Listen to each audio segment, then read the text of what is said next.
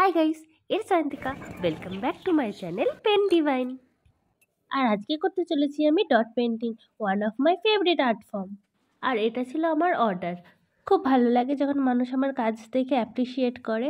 তো এক্ষেত্রে আমার রেসপন্সিবিলিটি বেড়ে গেছিলো এই অর্ডারটাকে পূরণ করার জন্য।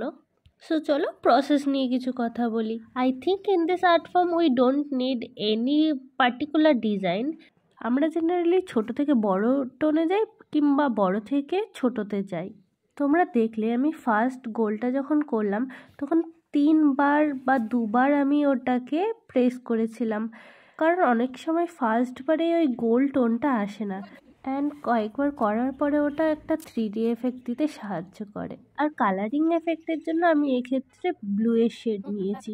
প্রথমে স্কাই কালার অ্যান্ড দেন তার সাথে একটু একটু করে ডার্ক টোন মিশিয়ে আমি উপরের লেভেলে গেছি। এক্ষেত্রে তোমরা দেখতে পাচ্ছ আমি ডাইরেক্ট কন্টেনার থেকে কালার ইউজ করছি, but my suggestion will be একটা আলাদা ছোট কন্টেনার তৈরি করে নেওয়া। এটা আমাদের প্রসেসকে সোজা করবে আর রঙটা তাড়াতাড়ি ড্রাই হবে না, বা কিংবা আমরা পরে যদি সেই টোনেরই কালার ইউজ করি তাহলে সেটাও আমাদেরকে হেল্প করবে। So our art piece is almost completed. এটা কমপ্লিট হয়ে যাওয়ার পর আমি 48 ঘন্টা রেখে দিয়েছিলাম before applying varnish. It is also important to know that when and how to use varnish. Let's see our final look.